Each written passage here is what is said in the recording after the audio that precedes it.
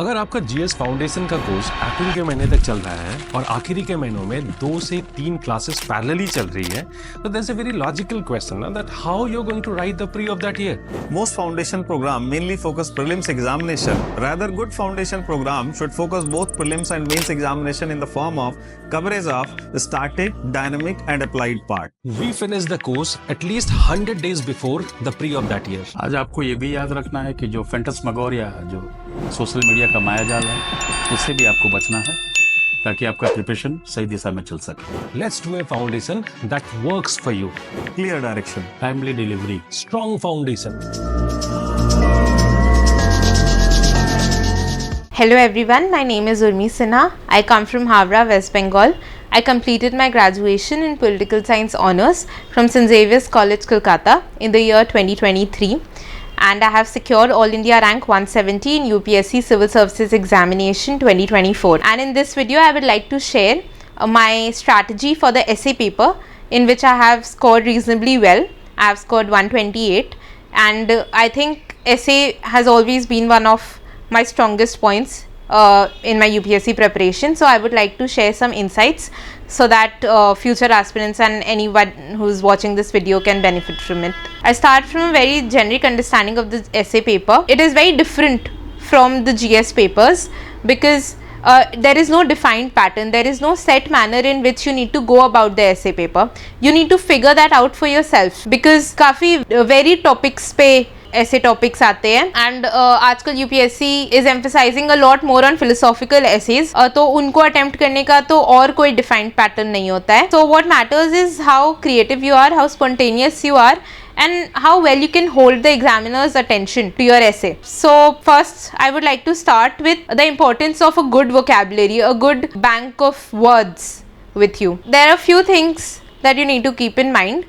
First is if you're using the word like challenges in your essay, you need to use synonyms. जैसे कहीं पे आपने adversities use कर दिया, कहीं पे hardships use कर दिया, determination है तो कहीं पे आपने grit use कर लिया, indomitable will use कर लिया, so that your essay does not feel repetitive in any manner. Because repetitive होगा तो the examiner might lose interest in it. वो essay might also lose its charm. तो आप vocabulary अगर आपकी अच्छी है तो very good, but अगर नहीं भी है तो it is something that can be improved. और आप यूपीएससी प्रिपरेशन के लिए न्यूज़पेपर पढ़ेंगे ही तो newspaper plays a very important role in improving your vocabulary as well. तो अगर आपको लगता है कि this is something that you weak in, that you do not have a very large bank of words at your disposal, तो आप एक personal छोटी सी डायरी मेंटेन करें, एक छोटी सी पर्सनल डिक्शनरी जिसमें अगर जो भी वर्ड्स आपको न्यूज़पेपर में नहीं समझ आए उसको आप एक डायरी में लिख लें, उसका मीनिंग लिख लें इंटरनेट से निकाल के. आप इसको डिजिटली भी मेंटेन कर सकते हैं. This will help you to increase the amount of words that you have at your disposal to use in your essay paper. बाकी पेपर्स में भी but more importantly in your essay paper. And make sure that आप अगर जो new words learn कर रहे हैं you keep using them in some conversation और इन सम आंसर और in some essay, because only when you use them it will naturally flow out during the course of the real actual examination. Second, grammar. A lot of people have problem with grammar. तो अगर आपको लगता है कि आपका grammar, अगर आप complicated long sentences लिखते हैं तो उसमें प्रॉब्लम हो जाती है, अच्छा नहीं लिख पाते, तो आप सिंपल रखें पर make sure that you do not make a lot of grammatical errors. Again, reading the newspaper, reading books if you have time, और even reading standard books and paying attention कि ग्रामर में क्या गलतियां होती है और क्या नहीं होनी चाहिए, it will improve gradually. Third, more importantly content, कि ऐसे का कंटेंट कहाँ से बनाए, कैसे बनाए, बिकॉज इट्स सो एब्स्ट्रैक्ट और कोई डिफाइंड बुक नहीं है, कोई स्टैंडर्ड बुक नहीं है as compare to other subject. तो इसका कंटेंट आपको बहुत सारे टेलीग्राम चैनल्स पे भी रेडीमेड नोट्स कॉम्पाइलेशंस मिल जाएंगे. उसमें उन्होंने according to previous year questions के एनालिसिस कुछ थीम्स पे कुछ कोट्स और एनेक्डोट्स बना के दे दिए हैं, जैसे करेज और फेथ, ऑप्टिमिज्म, हार्ड वर्क, ये सारे कुछ थीम्स है जिस पे यूपीएससी पूछ सकती है एसेज. तो इनसे रिलेटेड कुछ एनेक्डोट्स हो गए, कुछ कोट्स हो गए बाय फेमस पर्सनालिटीज़, कुछ डेटा हो गया. For instance in questions like environment, topics like environment, इसमें कुछ डेटा हो गया, कुछ बेस्ट प्रैक्टिसेस हो गए वर्ल्ड के, इस टाइप के उन्होंने कॉम्पाइलेशन बना लिए हैं, आपको मिल जाएंगे। और आप खुद से भी इसमें कहीं से भी ऐड कर सकते हैं एग्जाम्पल्स, एनेक्डोट्स, कोट्स। जैसे मैं कहीं पे भी एग्जाम्पल्स ढूंढती रहती थी, न्यूज़पेपर हो, इंस्टाग्राम रील्स हो, मूवीज़ हो। जैसे मुरलीकांत पेटकर जी पे एक मूवी थी चंदू चैंपियन, तो उस पर मैंने उनसे क्योंकि काफ़ी इंस्पिरेशनल स्टोरी थी, तो उनका एनेक्डोट भी मैंने लिख लिया था कि अगर नेवर से डाई एटीट्यूड या इनटर्मिटेबल विल, ये सब का मेरे को कहीं पे जिक्र करना हो ऐसे में, तो I can give Murlikant Petkar का एग्जाम्पल। ऐसे ही आप कहीं से भी ढूंढते रहें। अनदर थिंग इज आप अच्छे से इंटीग्रेशन करें अपने जीएस नॉलेज का with your essay paper, because GS में आप इतनी सारी चीज़ें पढ़ते हैं कि आपका नॉलेज बेस ऑलरेडी काफ़ी ब्रॉड हो गया होता है by the time you actually write your mains. तो आप अच्छे से इंटीग्रेट करें, भले ही वो पॉलिटी का नॉलेज हो, सोशियोलॉजी का नॉलेज हो। अगर आपका ऑप्शनल फिलोसफी है तो आप फिलोसफर्स को रख सकते हैं। But one word of question, because it is an essay paper and not your optional paper, आप इसको बहुत ज़्यादा टेक्निकल, बहुत एक्सपर्ट वाले लैंग्वेज में नहीं, but a language that suits the flow of the essay and naturally blends in with your essay. आप ऐसे वे में स्कॉलर्स और थिंकर्स और कॉन्सेप्ट्स इनको डालें।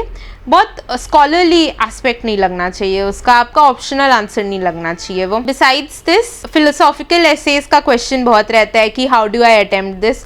ऑनेस्टली मुझे भी पहले समझ में, when I started going through the previous year questions for the ऐसे पेपर, तो मुझे भी लगा कि कि फिलोसॉफिकल एसेज में लिखेंगे क्या, और इतने सारे पैराग्राफ्स कैसे लिखेंगे, इतने सारे वर्ड्स कैसे लिखेंगे इस पे।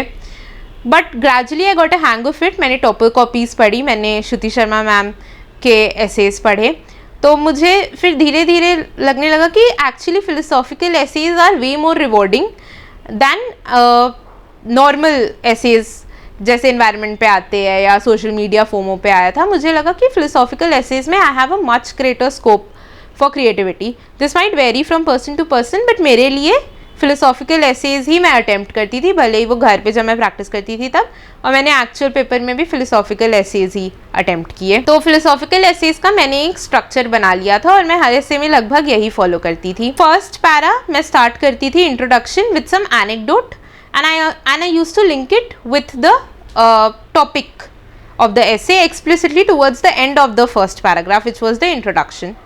इसके आगे मैं सेकेंड पैराग्राफ में अपना खुद का व्यू पॉइंट रखती थी, what I understand by the particular topic, by the particular quote that is mentioned in the question, और मैं इसको अपने वर्ड्स में डिफाइन करती थी कि मुझे क्या लगता है, ये क्या मीन करता है।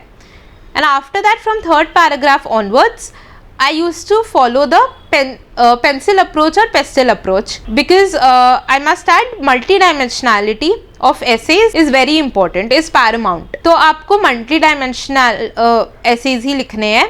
आप सिंगल पॉइंट लिखेंगे तो वो बोरिंग हो जाएगा, रेपिटेटिव हो जाएगा, और बियॉन्ड अ पॉइंट आपको खुद भी नहीं समझ आएगा आप लिखे क्या। 7-8 पैराग्राफ्स आपको लिखने होते हैं। तो अगर आप पेस्टल अप्रोच यूज़ करो तो पेस्टल में जैसे P for polity, E economics, S science, T technology, L law, and then E again environment और economy, ठीक है। तो या पेंसिल अप्रोच अगर आप करो तो P polity, E economics, N national issue, some national relevant current affair और national history you can include here, C से कल्चर, कोई कल्चरल एस्पेक्ट हो गया, आप कुछ फेमिनिस्ट पर्सपेक्टिव, कोई कास्ट पर्सपेक्टिव, कुछ ऐसा कुछ लाना चाहो। I से इंटरनेशनल अफेयर्स, वो कंटेम्प्रेरी इंटरनेशनल अफेयर्स से भी हो सकते हैं या आप वर्ल्ड हिस्ट्री से भी ले सकते हो एग्जाम्पल्स। L again law.